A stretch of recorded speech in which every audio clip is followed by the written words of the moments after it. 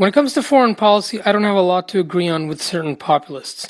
Many of these people say that they want to be neutral in regards to world politics. Their ideal dream is to have a country with no alliance blocks, diplomatic ties, special relations, or even trade deals. But smaller groups protested Trump's visit, his tough words on North Korea, and the U.S. military presence. If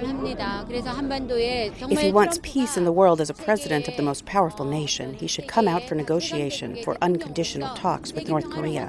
And I would like him to clarify that there will be no war on the Korean peninsula. Basically, these people think that having a hermit kingdom will simply be prosperous. Yeah, that's how it goes. During the 2016 presidential election, multiple voters showed opposition to certain foreign relations because of the problems they were facing. For example, they would have wanted to sever ties with South Korea because they believed that was holding the country from progressing. Many people all over the world, and even inside the country, say that the US shouldn't be the policeman of the world and get involved in the conflicts of other countries. I myself agree that the West shouldn't get involved in every conflict around the world. The wars in the Middle East are a good example, but simply shutting ourselves down and isolating ourselves will most certainly not make us more prosperous, more safe, and most certainly it won't work. Here in this video, I will explain why the concept of neutrality doesn't work. For starters, the term was spelled out in the 1907 Hague Convention, meaning that a nation would not participate in a war by any means. It defined the rules of war, especially the types of combatants.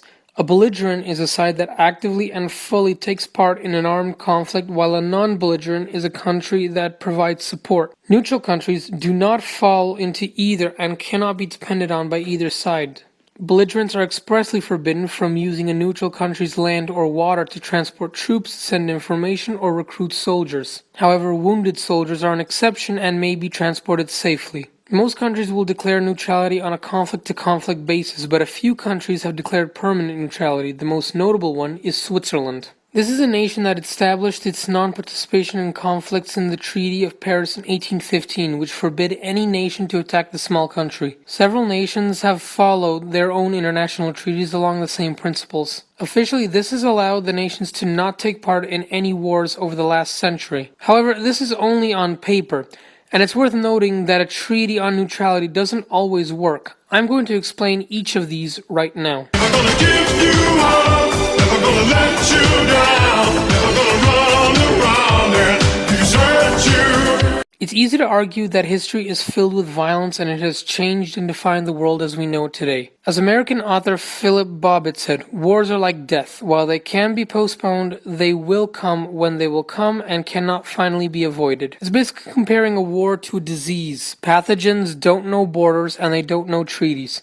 They just spread to where they want to spread, which is everywhere they can. Do you really think that a piece of paper written 200 years ago is going to stop a maniacal government from marching troops into another country? Let's say Saudi Arabia saw an insanely radical government come into power and for some reason decided to declare war on Switzerland. Despite all the sanctions and protests from the international community, you'd still have an armed conflict. And yes, even though heaps of countries would come to Switzerland aid, it wouldn't deny the fact that people are fighting and dying for a political cause. If you don't believe me, look at numerous wars in history. During World War I, Belgium officially declared neutrality in an attempt to stay out of the conflict. However, Germany anyway invaded it to clear a route to France. The US was another good example, as President Woodrow Wilson promised to keep the country out of the war, but the Zimmer telegraph and the Black Tom explosion showed that Germany had intended to declare war on the US early on. World War II saw the exact same thing, as after Hitler's successful invasion in Poland,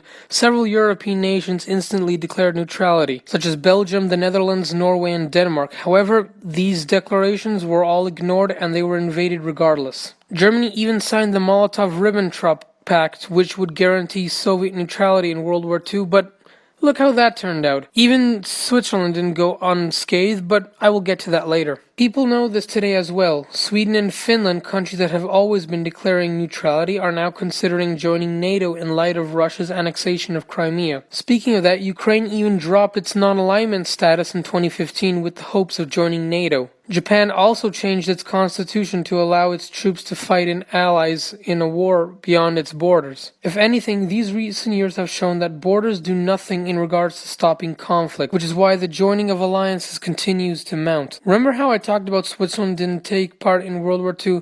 Well, that brings me to part 2. Never gonna make you cry, never gonna say goodbye, never gonna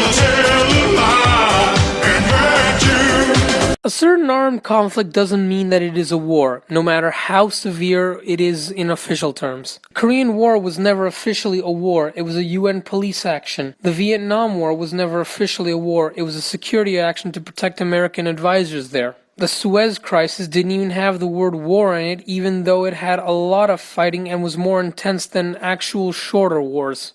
This is how neutral nations were able to keep their neutrality even though their troops did see action. As promised, here's the story of Switzerland in World War II. Years before the Second World War, the Swiss predicted its arrival and turned their economy to war production as well as strengthening Swiss nationality. When it finally started in 1939, the entire Swiss military was mobilized in 3 days, as well as stockpiling on important supplies and watching every border. Despite new invasion taking place, many violations were made on Swiss territory. During the invasion of France in 1940, German Luftwaffe planes violated Swiss airspace at a total of 197 times. Between May 20th and June 10th, the Swiss military shot down a total of 11 German planes. Hitler also sent saboteurs to destroy Swiss airfields, but they were all captured by the Swiss army. As if that wasn't enough, there were many border skirmishes with Nazi troops throughout the war. Hitler had a strong hatred of Switzerland and had a plan to invade the country called Operation Tannenbaum. However, with other events in the war taking place,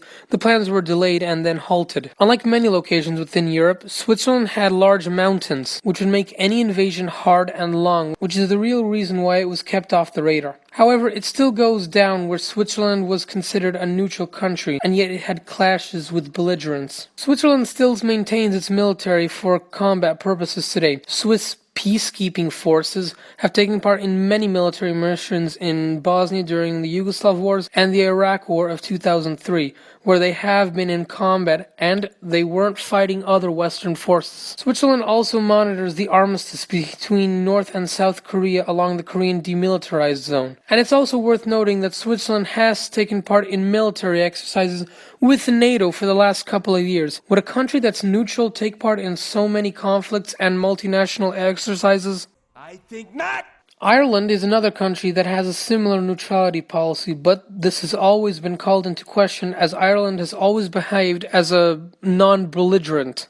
During World War II, Ireland supported the Allies and even saw accidental German bombing during the Blitz. G2, Ireland's army intelligence branch, also aided the Allies and led to the capture of many spies in Allied territory. The country also joined the United Nations in 1955 and took part in many peacekeeping missions which saw Irish troops in combat. The Battle of Djibouti in 1961 Congo saw UN forces fight Congolese forces in gruesome violence. Because Ireland is also part of the Partnership for Peace, its troops were deployed to Afghanistan where, guess what, they also saw war. Furthermore, Ireland, just like Sweden, Finland, Austria, and Malta, cannot stay neutral in all conflicts because they are bound by the EU's Mutual Defence Pact. Inside we both know what's been going on.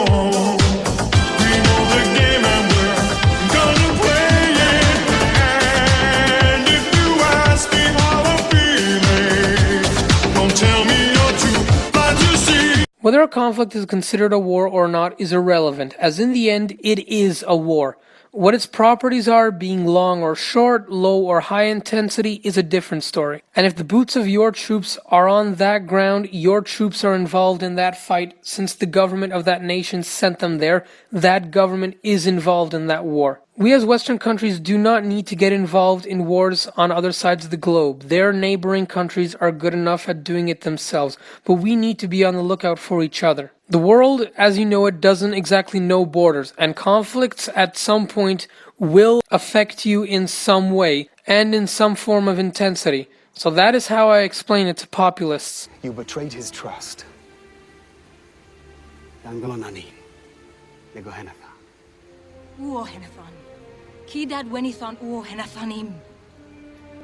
king has never let Orkfield roam our lands, yet he would let this Orc pack cross our borders and kill our prisoners.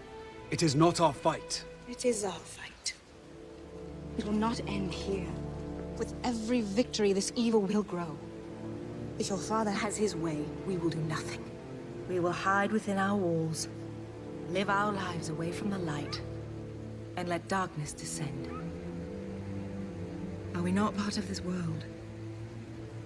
Tell me, Merlon, when did we let evil become stronger than us?